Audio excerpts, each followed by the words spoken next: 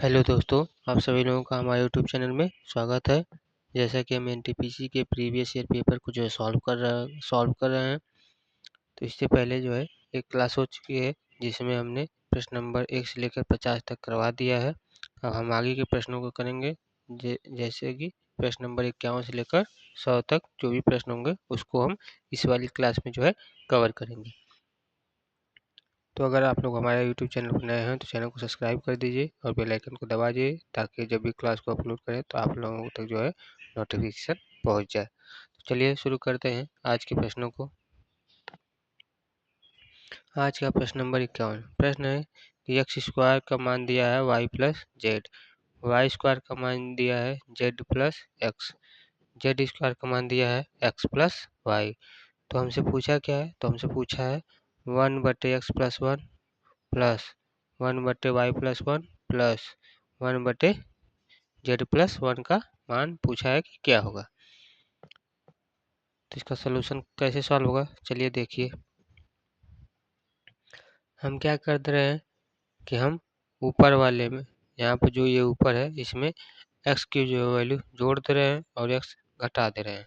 Same इस वाले में भी करेंगे कि y में y जोड़ देंगे, y घटा देंगे, और सेम इस वाले में करेंगे z जोड़ देंगे और z घटा देंगे। तो यहाँ से हमारा क्या बन जाएगा? यहाँ से हमारा बन जाएगा, यहाँ से बन जाएगा 1+x से 1+x कट करके आ जाएगा 1 आ जाएगा, और -x/1+x आ जाएगा, ये आ जाएगा। सेम इसी प्रकार से 1-y/1+y बच जाएगा। सेम इसी प्रकार से 1/1-z/1+z बच जाएगा। तो यहाँ से 1, यहाँ से 1, यहाँ से 1, हमारा हो गया 3, और माइनस ब्रैकेट में क्या हो गया? तो ब्रैकेट में हो गया x/1+x, y/1+y, z/1+z। फिर क्या करेंगे? ऊपर नीचे x से गुणा और भाग कर देंगे, और इसमें भी y से गुणा और भाग कर देंगे, इसमें भी y से z से गुणा और भाग कर देंगे। तो ऊपर क्या हो जाएगा? एक्स स्क्वायर, ऊपर वाई स्क्वायर, ऊपर वाई जेड स्क्वायर, और नीचे क्या हो गया? एक्स प्लस एक्स स्क्वायर, नीचे वाई प्लस वाई स्क्वायर, नीचे जेड प्लस जेड स्क्वायर, इस तरीके से हो जाएगा। इसको जब सॉल्व करेंगे तो एक्स स्क्वायर बटे X plus Y plus Z, यह हमारा हो जाएगा ऊपर वाई स्क्वायर बटे Y square Y plus Z plus X, फिर जेड स्क्वायर, नीचे हो जाएगा Z plus Z plus Y. यहाँ पर देखिए क्या रहेगा? यहाँ पर रहेगा X, Z plus X plus Y. तो इस प्रकार से यहाँ सॉल्व करेंगे तो यहाँ पर सभी का एलसीएम वही हो जाएगा, तो यानी कि 3 माइनस ये वाली वैल्यू आ जाएगी। ऊपर से जब हम वैल्यू रखेंगे तो एक्स स्क्वायर का मान रखेंगे, कुछ आएगा इस तरीके से रखकर सॉल्व करने पर सभी का आंसर क्या आ जाएगा? 1 आ जाएगा। सही ऑप्शन क्या होगा? सही ऑप्शन हो जाएगा आपका ऑप्शन नंबर सी 1 आ जाएगा।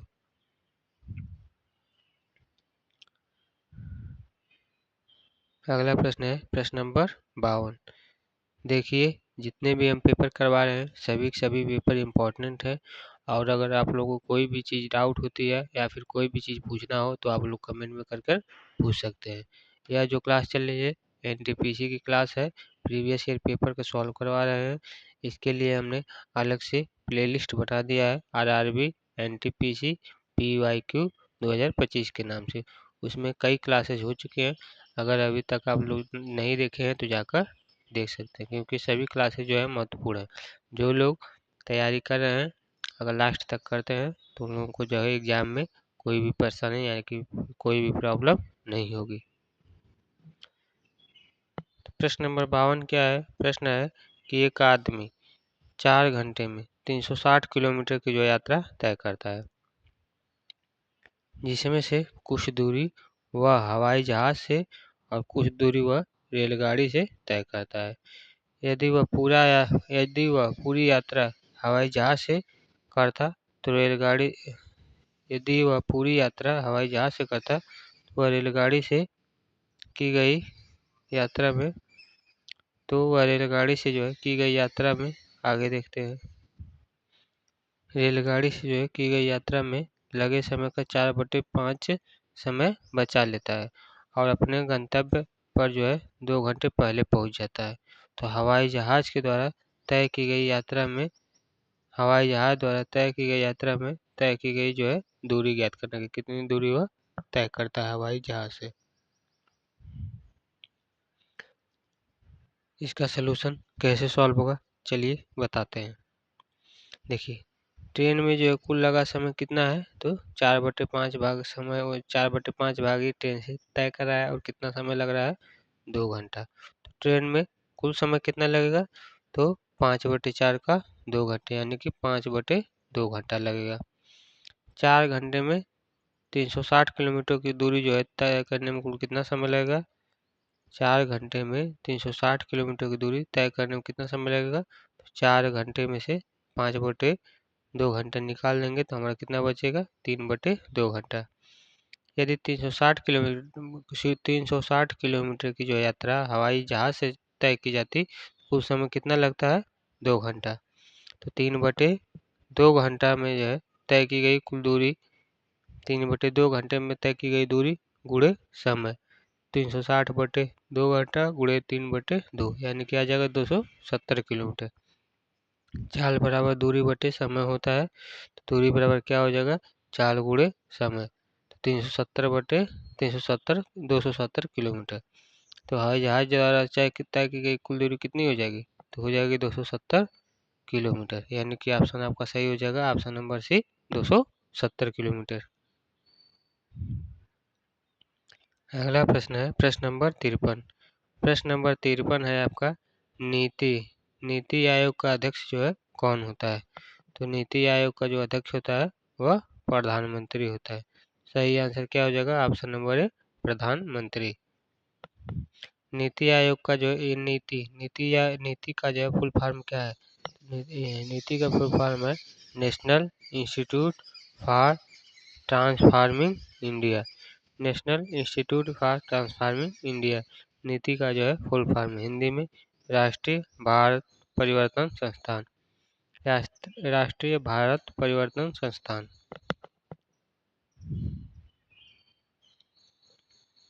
अगला प्रश्न है प्रश्न नंबर 54।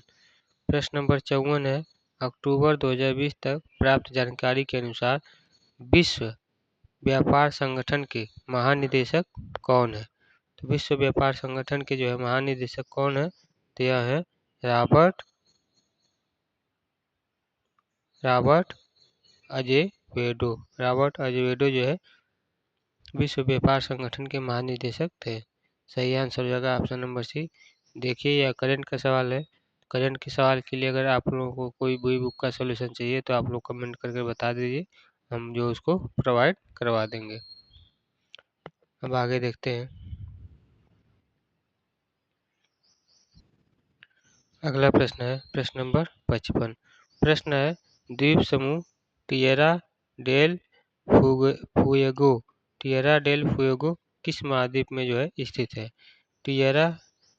द्वीप समूह टिएरा डेल फुएगो किस महाद्वीप में जो है स्थित है, तो यह आपका दक्षिणी अमेरिका में स्थित है।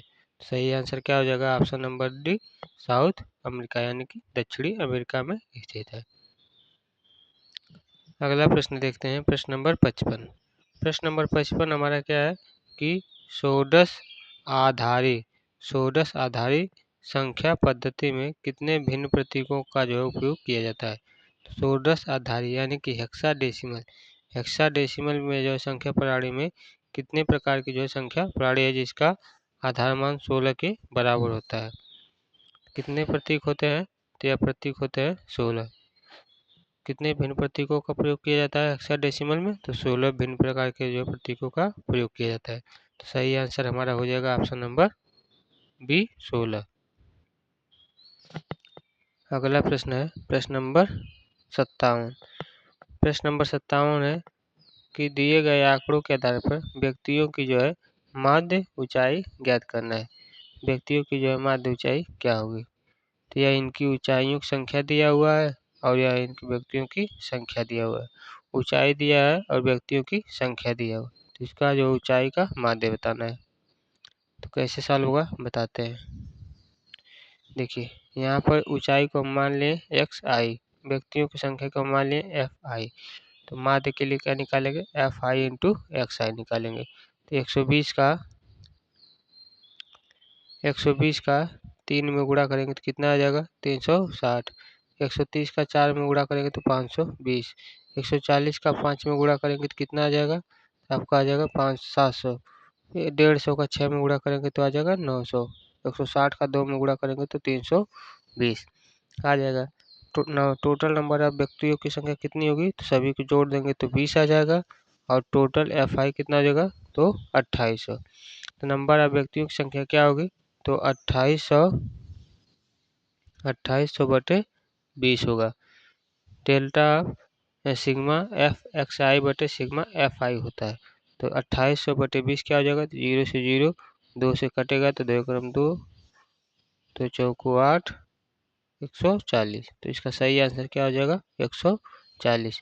यानी कि कौन सा सही आंसर हो जाएगा, ऑप्शन नंबर 20 का सही आंसर हो जाएगा। अगला प्रश्न है प्रश्न नंबर 58। प्रश्न है कि किसी विशिष्ट कूट भाषा में वेजिटेबल को जो है आई जी की मतलब यह चीज लिखा जाता है, तो उसी कूट भाषा में टेबल को क्या लिखा जाएगा।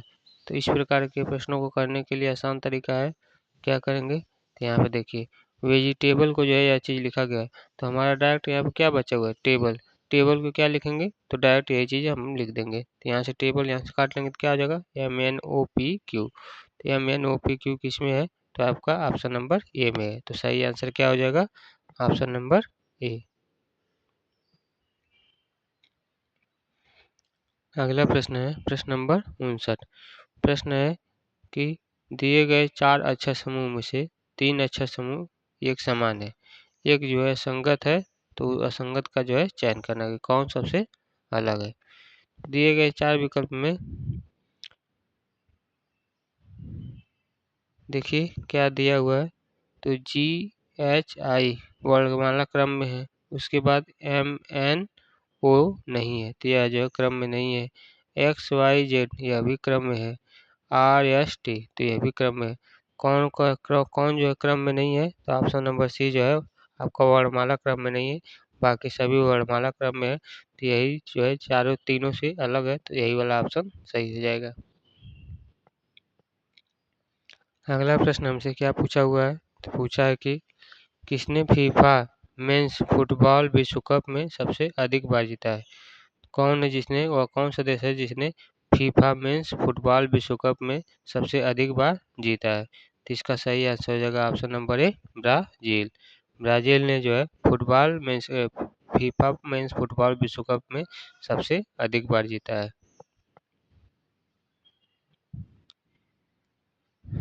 अगला प्रश्न है प्रश्न नंबर 61। प्रश्न है 300 मीटर लंबी ट्रेन एक बिजली के खंभे को 5 सेकंड में जो है पार करती है। तो ट्रेन की जो है क्या हमें पूछा है, लंबाई ज्ञात की, ट्रेन की जो है चाल पूछा है कि ट्रेन की चाल कितना होगा। चलिए बताते हैं कैसे सॉल्व होगा। ट्रेन की लंबाई हमें क्या दिया है, तो 300 मीटर, यानी कि इसको जब किलोमीटर में बदलेंगे तो 0.3 किलोमीटर। ट्रेन की लंबाई हमें दिया है 0.3 किलोमीटर। टाइम क्या है, तो यहाँ पर टाइम है हमारा 5 सेकेंड। 5 सेकेंड में पार कर लेती है, तो 5 सेकेंड को हम घंटे में बदलेंगे तो क्या हो जाएगा, 5/60 गुणे 60, यह हमारा घंटा हो जाएगा। क्योंकि चाल बराबर होता है दूरी बटा समय, तो दूरी क्या है, तो दूरी है हमारा 0.3 किलोमीटर, और चाल के समय क्या है, तो 5/60 गुणे 60। इसको सॉल्व करेंगे तो हमारा आंसर आ जाएगा 216 किलोमीटर प्रति घंटा। तो ट्रेन की जो है चाल क्या होगी, तो 216 किलोमीटर प्रति घंटा होगी। कौन सा ऑप्शन सही हो जाएगा, 216 किलोमीटर प्रति घंटा, ऑप्शन नंबर सी हमारा सही आंसर होगा। अगला प्रश्न है प्रश्न नंबर 62। प्रश्न है कि इनमें से कौन सा गूगल का जो है उत्पाद नहीं है। इनमें से क्या है जो कि गूगल का उत्पाद नहीं है, तो वह है आपका iTunes। iTunes जो है गूगल का उत्पाद नहीं है। सही आंसर क्या हो जाएगा, सही आंसर हो जाएगा हमारा ऑप्शन नंबर है iTunes। अगला प्रश्न है प्रश्न नंबर 63। प्रश्न नंबर 63 हमारा है कि 3 अंकों की ऐसी कितनी संख्याएं हैं जिन्हें 7 से जो है विभाजित करने पर शेषफल 1 बचता है। 3 अंकों की जो है ऐसी कितनी संख्याएं हैं जिन्हें 7 से विभाजित करने पर शेषफल जो है 1 बचता है? तो आइए सॉल्व करते हैं। 3 अंकों की संख्या में लेना है क्या लेना है? लेंगे 100 से लेकर 999 तक। 100 से लेकर 999 तक लेंगे। तो उसमें सभी संख्याएं हम नहीं ले सकते, वही संख्या लेंगे जो कि 7 से विभाजित होगी। तो 7 से विभाजित कौन सी पहली संख्या होगी? पहली संख्या हो जाएगी 105, दूसरी 112, ऐसे करते करते होंगी और लास्ट वाली होंगी 994। अब इसको हम कैसे सॉल्व करेंगे? तो यहाँ पर पहली संख्या क्या होगी, यानी कि प्रथम संख्या को हम मानेंगे a जो कि 105 है, और इसके बीच सर्वांतर होता है कि लास्ट वाली संख्या मतलब दूसरी वाली संख्या में से पहली वाली संख्या को घटा देंगे। तो 112 में से 105 घटाएंगे तो कितना सर्वांतर आ जाएगा? सर्वांतर आ जाएगा d। tn की वैल्यू यानी कि अंतिम पद कितना दिया है? तो 994। तो यहाँ पर हम एक फार्मूला लगाएंगे कि सभी अंतिम संख्या क्या होगी? तो अंतिम संख्या होता है a plus n-1 into d. nवां पद क्या होगा? तो nवां पद का फार्मूला होता है a plus n-1 into D. अंतिम पद दिया है 994, a की वैल्यू 105, n का वैल्यू हमें नहीं पता है, d की वैल्यू 7। इस पर रखकर जब हम सॉल्व करेंगे तो यहाँ से हमें n की वैल्यू पता चल जाएगी 128। हमें n की वैल्यू कितना पता चल गई? तो 128, यानी कि 7 से जो है विभाजित होने वाली 3 अंकों की कितनी संख्याएं हैं? तो 128 संख्याएं हैं। तो सही आंसर क्या हो जाएगा हमारा? सही आंसर हो जाएगा आपका 128, यानी कि ऑप्शन नंबर ए।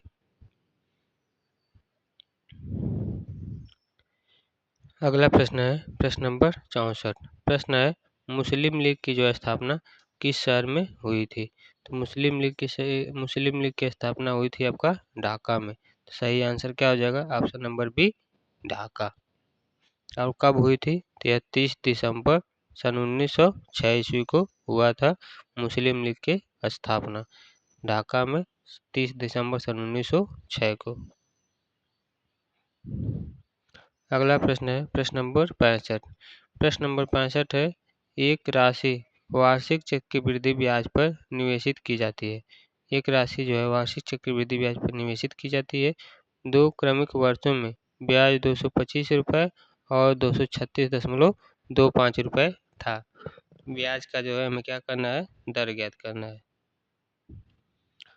आइए बताते हैं कैसे सॉल्व हुआ। तो हमें क्या दिया हुआ है? 2 वर्षों को जो चक्रवृद्धि ब्याज दिया हुआ है, तो 2 वर्षों के हम चक्रवृद्धि ब्याज का अंतर निकालेंगे तो कितना आ जाएगा? 11.25। इन दोनों चक्रवृद्धि ब्याज का जो है अंतर आ जाएगा, तो हमारा क्या आएगा? 11.25। अब निकालेंगे चक्रवृद्धि ब्याज। चक्रवृद्धि ब्याज का फार्मूला होता है मूलधन कोष्टक में 1 प्लस दर बटे 100 टू द पावर समय -1, यानी कि वैसे करेंगे तो माइनस मूलधन, यानी कि इस फार्मूले को ऐसे भी लिखते हैं a बराबर P1 प्लस R बटे 100 टू द पावर n। यही चीज़ लिखा हुआ है। बस a को क्या किया गया है? चक्रवृद्धि ब्याज निकाला गया है। तो चक्रवृद्धि ब्याज क्या होता है? a minus P. तो हमें यहाँ से a माइनस पी निकाला गया है। तो यहाँ से इसको रखकर सॉल्व करेंगे तो चक्रवृद्धि ब्याज का अंतर कितना दिया है? तो चक्रवृद्धि ब्याज का अंतर दिया है 11.25, मूलधन 225 और रेट हमें दिया नहीं है, समय दिया है। इस तरीके से सब चीज़ दिया हुआ है, तो रेट हमारा यहाँ से आ जाएगा 5%। सॉल्व करेंगे तो रेट हमारा आ जाएगा कितना? 5%। तो रेट हमारा 5%। तो कौन सा ऑप्शन सही है? तो ऑप्शन नंबर डी हमारा सही हो जाएगा। ब्याज की दर क्या होगी? तो 5% होगी।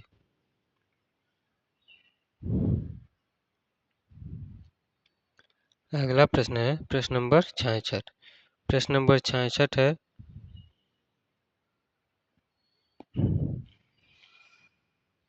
कथन और निष्कर्ष से सवाल है। निष्कर्ष और कथन का तार्किक रूप से पालन करता है कि नहीं करता है, उसको हमें चेक करना है। हमारा कथन क्या दिया हुआ है? कथन है पहला, कुछ ब्रेड साइड टेबल है, कुछ जो बेड है वह साइड टेबल है। दूसरा है कि सभी साइड टेबल लैंप है। दूसरा है कि सभी साइड लैंप जो है साइड टेबल जो है क्या है? लैंप है। तो इस पे निष्कर्ष क्या निकलता है? निष्कर्ष देखिए, निष्कर्ष है कि सभी बेड साइड टेबल हैं, दूसरा है कुछ लैंप बेड है, तीसरा है कुछ लैंप साइड टेबल है, और चौथा है कि सभी साइड टेबल बेड हैं। ये चारों निष्कर्ष हैं, इनमें से कौन सा निष्कर्ष जो है इसका पालन करता है उसको देखिए। तो कथन के हिसाब से हमारा यही वाला फिगर बनेगा। तो इसमें से कौन कौन से पालन करते हैं? तो दूसरा और तीसरा, यह दोनों पालन करते हैं और सभी नहीं करते हैं। तो दूसरा और तीसरा किस में है? तो दूसरा और तीसरा ऑप्शन नंबर बी में है, केवल यही दोनों पालन करते हैं। और दूसरा तीसरा है क्या? दूसरा तीसरा है कि कुछ लैंप बेड है, और तीसरा है कि कुछ लैंप साइड टेबल है। अगला प्रश्न है प्रश्न नंबर 67। प्रश्न है कि निम्न में से किसे जूल में मापा जाता है? तो वह कौन सा जो राशि है जिसको जूल में मापा जाता है? तो मापा जाता है एनर्जी यानी ऊर्जा। ऊर्जा को किस में मापा जाता है? तो ऊर्जा को मापते हैं जूल में। सही आंसर हो जाएगा ऑप्शन नंबर ए। और भी भौतिक राशियां हैं जिनके मात्रक क्या होंगे तो देख सकते हैं। ऊर्जा यानी कि कार्य, इन दोनों को किस में मापते हैं? तो जूल में। वेग को जो है किस में मापते हैं? तो मीटर पर सेकेंड में। बल को किस में मापते हैं? तो न्यूटन में। शक्ति को किस में मापते हैं? तो वाट में। दाब को किस में मापते हैं? पास्कल। और तरंगदैर्ध्य को किस में मापते हैं? तो एंगस्ट्रॉम में। ये सभी जो है इम्पोर्टेंट है, इसमें से कोई एक कोई न कोई पूछ देता है, तो आप इन सभी को जो है एक बार जरूर से देख लिए और याद कर लीजिए। अगला प्रश्न है प्रश्न नंबर 68। प्रश्न है कि निम्नलिखित में से कौन सा स्थान भारतीय अंतरिक्ष कार्यक्रमों से जो संबंधित नहीं है? वह कौन सा स्थान है जो कि भारतीय अंतरिक्ष कार्यक्रम से जो संबंधित नहीं है? तो इसके ऑप्शन है अब्दुल कलाम द्वीप संबंधित है, थुम्बा ये भी संबंधित है, श्री हरिकोटा ये भी संबंधित है, जबकि श्री पेरुबुद्दूर जो है आपका संबंधित नहीं है। भारतीय राष्ट्रीय भारत जो आपका है अंतरिक्ष केंद्र है, भारतीय राष्ट्रीय अंतरिक्ष केंद्र उससे संबंधित नहीं है। तो कौन सा ऑप्शन नहीं है? तो ऑप्शन नंबर बी आपका नहीं है, श्री पेरुबुद्दूर। अगला प्रश्न देखते हैं, प्रश्न नंबर हमारा 69। प्रश्न नंबर 69 है कि प्रश्नवाचक चिन्ह के स्थान पर जो है कौन सा नंबर आएगा? देखिए यहाँ पे क्या दिया है? 9, 3, 15। तो 9 में 3 को जोड़ेंगे तो कितना आएगा? 9 में 3 जोड़ेंगे तो 9 में 3 12, 12 में फिर 2 जोड़ेंगे तो 15। देखिए कैसे हुआ है, 9 फिर 3 में 2 का गुणा करके जोड़ दिए तो 9 + 4। 9 + 4 कितना? 9 + 6, 3 दूने 6, 9 + 6 कितना हो गया? 15। सेम इसको करेंगे तो 16 + 4 दूनी 8, 16 + 8 कितना हो जाएगा? तो 24। सेम इसको करेंगे 25, 25 + 5 दूना 10, 25 + 10 कितना आ जाएगा? 35। तो 35 कौन से ऑप्शन में है? तो ऑप्शन नंबर ए में है 35। अगला प्रश्न है प्रश्न नंबर 70। प्रश्न है कि दिए गए आंकड़ों में से 30 के स्थान पर 100 कर दिया जाए। जो ये आंकड़े दिए हैं, अगर 30 के स्थान पर 100 कर दिया जाए तो दोनों माध्यिकाओं का जो है अंतर कितना होगा हमें बताना है। तो पहले 30 पे जो है हम माध्यिका निकालेंगे। तो यह जो आंकड़ा दिया है इसको पहले हम आरोही क्रम में लिख लेते हैं। आरोही क्रम में लिखेंगे तो इस प्रकार से हो जाएगा। उसके बाद नंबर इसमें कितने हैं? तो 9 नंबर है। तो 9 क्या है? हमारा विषम संख्या है। तो विषम संख्या के लिए माध्यिका का फार्मूला क्या होता है? विषम संख्या के लिए माध्यिका का फार्मूला होता है n+1/2वां पद। n+1/2वां पद होता है। तो 9 + 1 10, 10/2 यानी कि 5वां पद निकालेंगे। तो 5वां पद कौन सा है? 1, 2, 3, 4, 5। 5वां पद हमारा आ जाएगा 50, यानी इसकी माध्यिका हमें आ गई, कितना आ गई? 50। अब क्या करेंगे? अब हम जो है 30 के स्थान पर 100 रखेंगे। 30 के स्थान पर 100 रखेंगे तो यह आंकड़ा हमारा बन जाएगा। अब इस आंकड़े को जो है हम आरोही क्रम में रखेंगे। पहले उस आंकड़े को आरोही क्रम में रख देते हैं। उसके बाद हम माध्यिका निकालते हैं। तो अभी भी संख्या 9 ही है, तो n+1/2वां पद निकालेंगे, यानी कि पांचवा पद आ जाएगा 60। तो हमसे क्या पूछा है, दोनों माध्यिकाओं का अंतर। तो 100 रखने पर जो है हमारा माध्यिका आया है 60, और जो है 30 रखने पर हमारा माध्यिका आया है 50। तो दोनों माध्यिकाओं का अंतर कितना आ जाएगा, 10 आ जाएगा। तो सही हमारा आंसर हो जाएगा हमारा आंसर नंबर 10। अगला प्रश्न है प्रश्न नंबर 71। प्रश्न नंबर 71 है, रेलवे बोर्ड के सर्वप्रथम सीईओ कौन है। तो रेलवे बोर्ड के जो है सर्वप्रथम सीईओ कौन है, तो यह थे बीके यादव। बीके यादव जो है रेलवे बोर्ड के पहले सीईओ थे। सही आंसर हो जाएगा option number D, B K Yadav. अगला प्रश्न है प्रश्न नंबर 72। प्रश्न है कि हीनयान और महायान किस धर्म के जो है पंथ हैं। हीनयान और महायान किस धर्म के पंथ हैं, तो यह बौद्ध धर्म के ग्रंथ यानी कि पंथ है। तो सही आंसर हो जाएगा ऑप्शन नंबर सी, बौद्ध धर्म।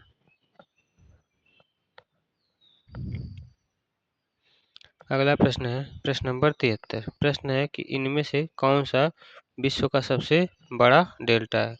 तो विश्व का सबसे बड़ा डेल्टा कौन सा है, तो गंगा ब्रह्मपुत्र। गंगा ब्रह्मपुत्र जो है विश्व का सबसे बड़ा डेल्टा है। सही आंसर हो जाएगा option number D, Ganga Brahmaputra.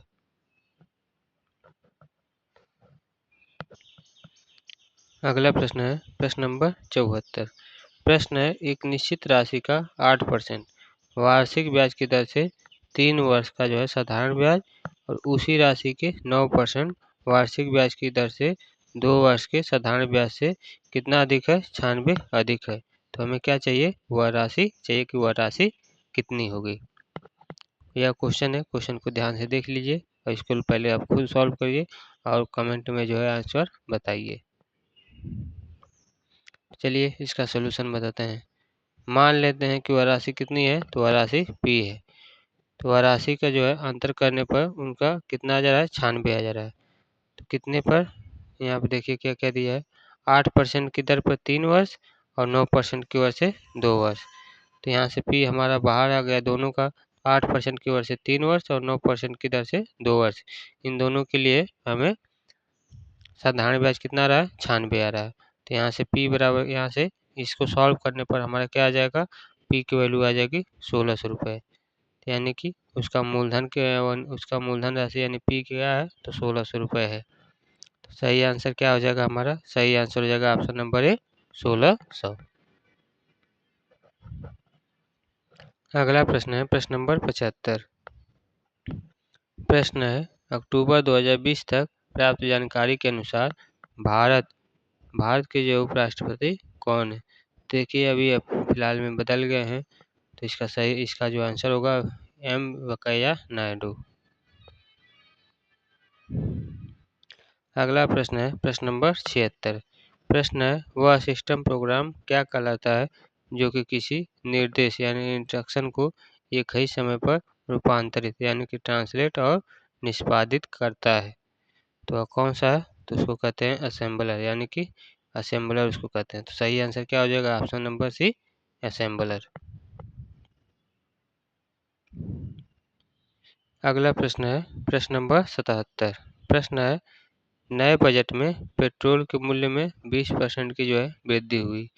एक मोटर चालक को पेट्रोल की खपत में कितने % की जो है कमी करनी चाहिए जिससे उसका पेट्रोल पर होने वाला खर्चा न बढ़े।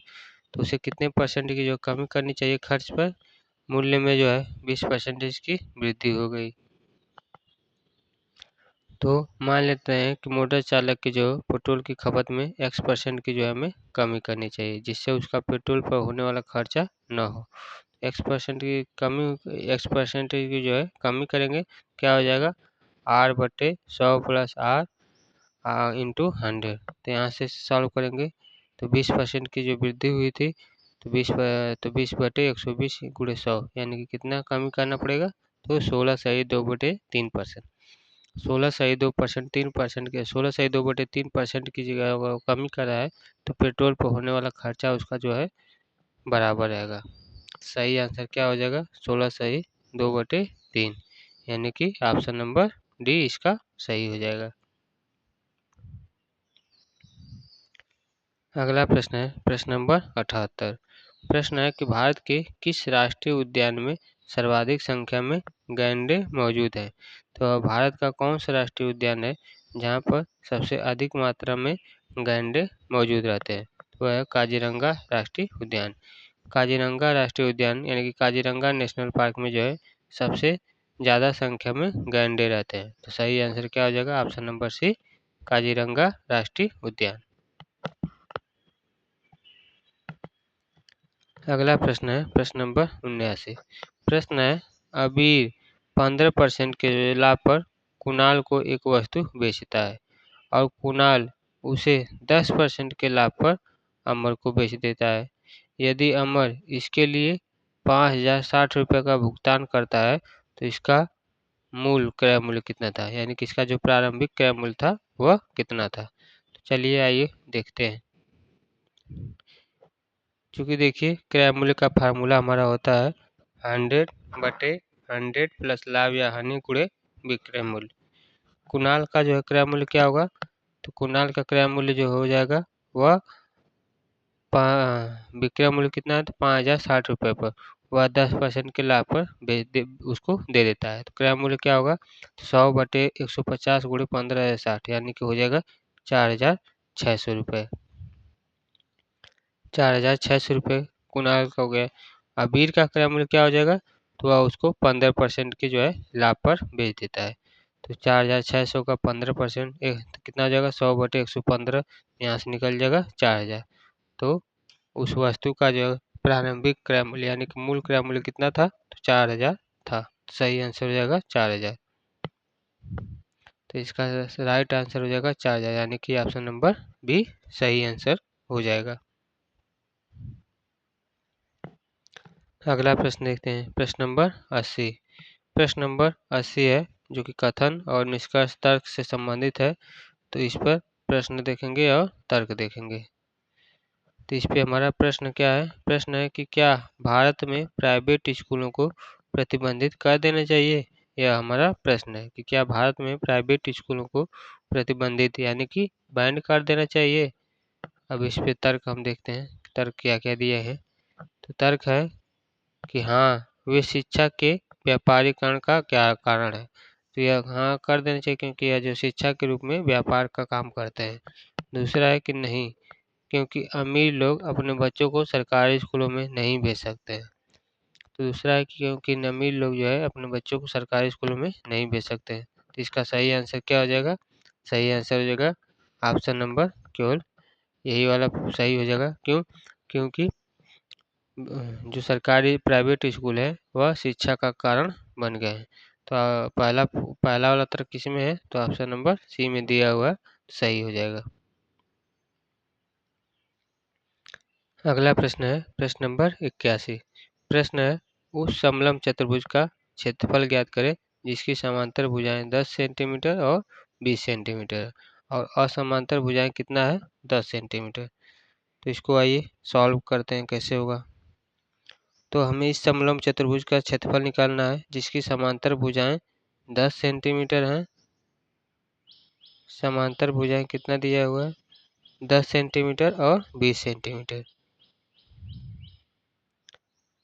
तो यहाँ से समांतर भुजाएं 10 सेंटीमीटर दिया है और 20 सेंटीमीटर दिया है और असमांतर भुजाएं कितना दिया है? 10 सेंटीमीटर। तो यहाँ से ए की वैल्यू क्या हो जाएगा? तो ए की वैल्यू हो जाएगा 5 और यहाँ से अगर यहाँ से विलम्ब डालेंगे तो इसकी वैल्यू भी हो जाएगा 5, इसकी वैल्यू तब 10 हो ही जाएगी।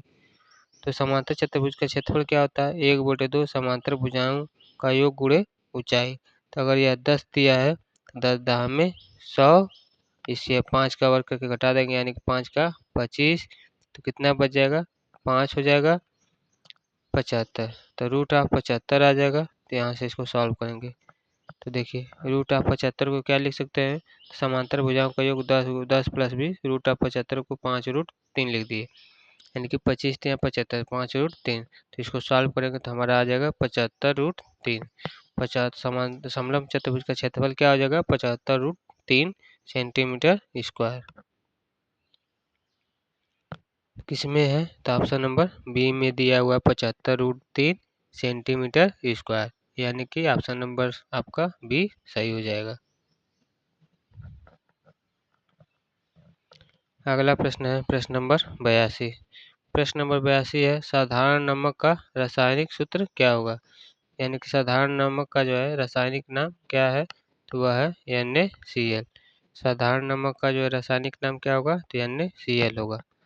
और भी रासायनिक सूत्र है जिसको हम देख सकते हैं, जैसे साधारण नमक का हो गया NaCl, हाइड्रोजन क्लोराइड का हो गया HCl, पोटेशियम हाइड्रोक्साइड का हो जाएगा KOH, सोडियम हाइड्रोक्साइड का हो जाएगा NaOH। ये सभी आपका याद कर सकते हैं, इम्पोर्टेंट है। अगला प्रश्न दिया हुआ है प्रश्न नंबर 83। प्रश्न है अक्टूबर 2020 तक प्राप्त जानकारी के अनुसार 15वें वित्त आयोग के अध्यक्ष कौन है? 15वें वित्त आयोग के अध्यक्ष जो है आपका शशिकांत दास है। सही आंसर क्या हो जाएगा? ऑप्शन नंबर सी, शशिकांत दास। अगला प्रश्न है प्रश्न नंबर 84। प्रश्न है किस पूर्व अंतरिक्ष वैज्ञानिक को 2019 में पद्म भूषण से जो है सम्मानित किया गया था? तो वह कौन से पूर्व अंतरिक्ष वैज्ञानिक है जिनको 2019 में पद्म भूषण से जो है सम्मानित किया गया था? तो नम्बी नारायण को जो है पद्म भूषण से सम्मानित किया गया। सही आंसर क्या हो जाएगा? Option number A. अगला प्रश्न है प्रश्न नंबर 85। प्रश्न नंबर 85 है कि त्रिभुज ABC में अगर दो कोण ए का मान 2 angle A equal to 3 angle B equal to 6 angle C दिया हुआ है, तो एंगल सी का जो है हमें क्या करना है? मान ज्ञात करना है।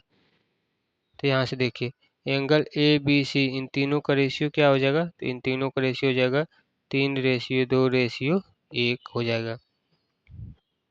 तो यहाँ से तीनों एंगलों का सम क्या हो जाएगा? 3x + 2x + x, इन तीनों का सम हो जाएगा 180, यानी कि x का वैल्यू आ जाएगा 30। तो हमसे क्या पूछा है? Angle C. तो एंगल सी का रेशियो क्या है? 1 है, तो 1 गुणे 30 कितना हो जाएगा? 30 हो जाएगा। तो सही आंसर क्या हो जाएगा? Option number C, 30। अगला प्रश्न है प्रश्न नंबर 86 से लेकर 89 तक। यह तालिका वाले प्रश्न है, चार्ट वाले हैं, तो इसको आप लोग कर लीजिए क्योंकि चार्ट में बार बार देखना पड़ता है तो इसमें पॉसिबल नहीं हो पाता है। तो 86 से लेकर 89 तक आप लोग खुद कर लीजिए।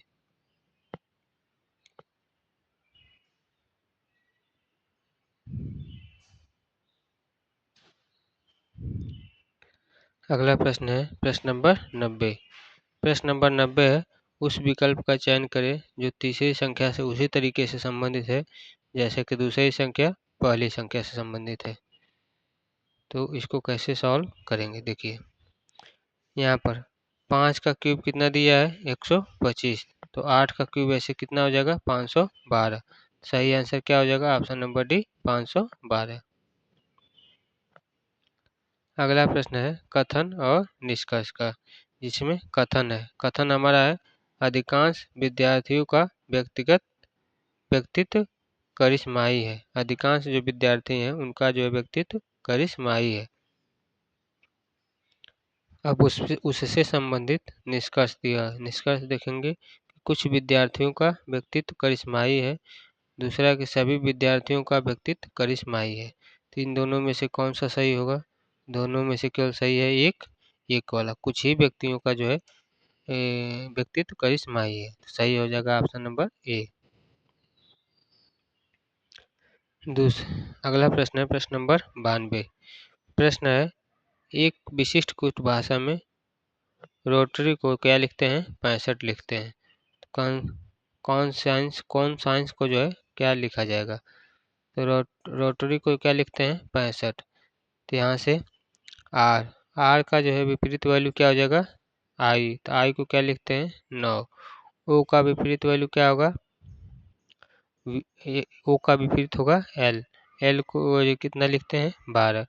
टी का विपरीत क्या हो जाएगा? 7। टी का विपरीत होगा जी, जी पे क्या आता है 7 आता है। तो यह सभी विपरीत को लिखकर जोड़ा गया है। तो उसी प्रकार इसके विपरीत को लिखकर जोड़ा जाएगा। तो आइए विपरीत लिखकर जोड़ते हैं। तो सी का विपरीत हो जाएगा आपका एक्स, एक्स पे आता है आपका 24, तो 24 लिख देंगे।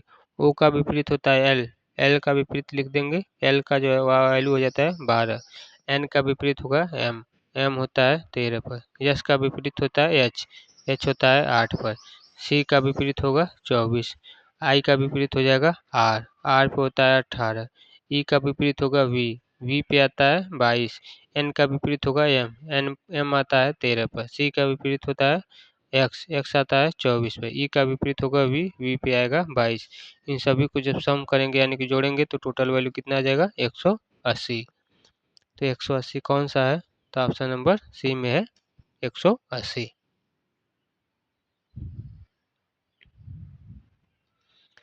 अगला प्रश्न है प्रश्न नंबर 93। प्रश्न नंबर 93 है कि सर्वोत्तम ढंग से जो है निरूपित करना है चिकन शाकाहारी भोजन और मांसाहारी भोजन। चिकन शाकाहारी भोजन और मांसाहारी भोजन को जो है निरूपित करना है। तो ऑप्शन नंबर डी इसमें सही हो जाएगा। क्यों? क्योंकि चिकन जो है ये चिकन जो है मांसाहारी भोजन के अंदर आ जाएगा और शाकाहारी भोजन अलग रहेगा। तो ऑप्शन नंबर डी आपका सही हो जाएगा। अगला प्रश्न है प्रश्न नंबर 94। प्रश्न है कि किसी निश्चित कोड भाषा में RAT को QZS लिखा जाता है, तो उसी कोड भाषा में टेबल को क्या लिखा जाएगा? तो आइए देखते हैं किस भाषा में लिखा गया है। तो RAT को लिखा गया है QZS में से, यानी कि सभी में से एक एक घटाया गया है। तो उसी प्रकार से टेबल को क्या लिखा जाएगा? तो टेबल को क्या लिखा जाएगा? टी आता है 20 पे, तो 20 में से एक घटाएंगे तो यस आ जाएगा। तो यस सभी में दिया हुआ है।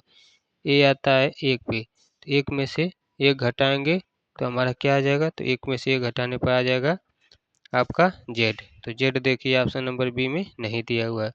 बी आता है 2 पे, तो 2 में से एक घटाएंगे तो ए आ जाएगा। तो ये सभी में दिया है। एल की संख्या होती है 12, 12 में से एक घटाएंगे तो आ जाएगा 11। 11 किस में नहीं है? 11 होता है के इसमें नहीं है, के इसमें नहीं है, केवल और केवल किस में है?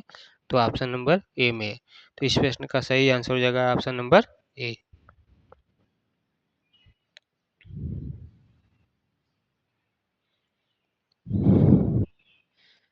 अगला प्रश्न है प्रश्न नंबर 95। प्रश्न है ए बी की जो है पुत्री है, बी सी की जो है पति है, सी जो है डी की बहन है। तो ए का डी से क्या संबंध होगा? तो यहाँ से देखिए ए जो है बी की क्या है? पुत्री है। बी जो है सी का पति है। तो बी जो है सी का क्या है? बी जो है सी का पति है और सी डी की बहन है। तो डी की जो है बहन सी हो गई। तो ए का डी से तो डी की बहन क्या हो गई? सी, सी का पति, सी का पति हो गया तो सी का यह भी बेटा हो गया। तो बहन की जो है लड़कियों को क्या कहेंगे? तो बहन का जो है बहन की लड़कियों को क्या कहेंगे? तो बहन की पुत्री। तो सही आंसर हो जाएगा ऑप्शन नंबर डी, बहन की पुत्री। अगला प्रश्न है प्रश्न नंबर 96। प्रश्न नंबर 96 है प्रश्नवाचक चिन्ह के स्थान पर क्या आएगा? देखिए प्रश्न हमारा क्या है? कैसे होगा? तो देखिए 3 का 3 में गुणा करेंगे तो आ जाएगा हमारा 9। फिर 3 को 3 में जोड़ेंगे तो क्या आ जाएगा? 6। उसी प्रकार 2 का 2 में गुणा करेंगे तो कितना आ जाएगा? 4। फिर 2 में 2 जोड़ेंगे तो कितना आ जाएगा? 4। इसी प्रकार से 1 का 1 में गुणा करेंगे तो क्या आ जाएगा? 1।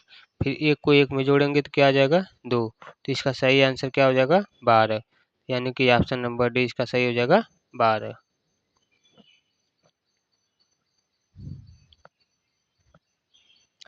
अगला प्रश्न है प्रश्न नंबर 97।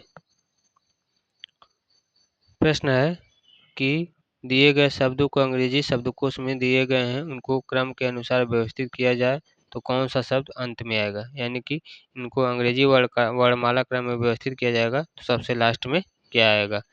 तो चलिए व्यवस्थित करते हैं। इनको जो है अंग्रेजी वर्णमाला क्रम में जो है व्यवस्थित करेंगे, तो व्यवस्थित करने पर यही क्रम बनेगा। तो इसमें सबसे लास्ट में क्या आएगा, नाइट, केनाइट आएगा इसका सही आंसर। सही आंसर क्या हो जाएगा, केनाइट। अगला प्रश्न है प्रश्न नंबर 98।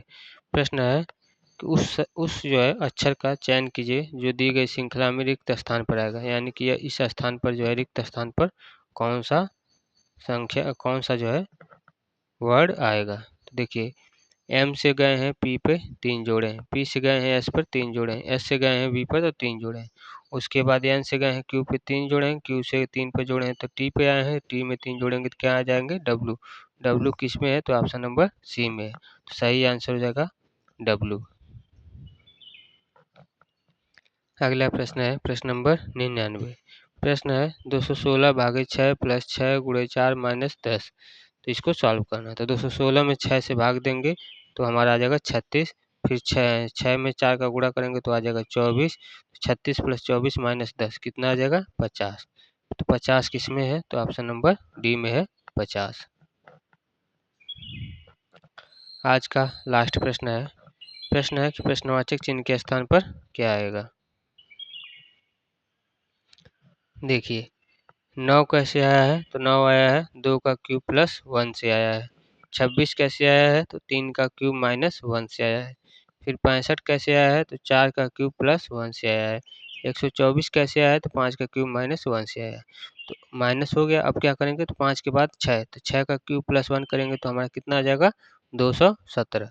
सही आंसर क्या हो जाएगा, ऑप्शन नंबर डी 217। देखिए, आज का पेपर हम टोटल कंप्लीट करवा चुके हैं। अगर आप लोगों को जो क्लास अच्छी लगी हो तो क्लास को लाइक कर दीजिए और चैनल को सब्सक्राइब कर दीजिए। अगर आप लोगों को अभी तक कोई भी डाउट हो या फिर कुछ भी पूछना हो तो आप लोग कमेंट कर कर जो है पूछ सकते हैं। आप लोगों को जो है ज़रूर से ज़रूर रिप्लाई मिलेगा। और आप लोग बस ऐसे ही अपने तैयारी को जारी रखिए। एग्ज़ाम जो है आप लोगों का 5 जून से स्टार्ट होने वाला है। तो आप लोग जो है बस एग्ज़ाम में अच्छा नंबर लाइए और सिलेक्शन लीजिए, बस यही हम चाहते हैं। अब आगे की जो भी क्लासेस होगा, अगला जो भी पेपर होगा उसको हम अगले वीडियो में कवर करेंगे। तब तक के लिए जय हिंद, जय भारत।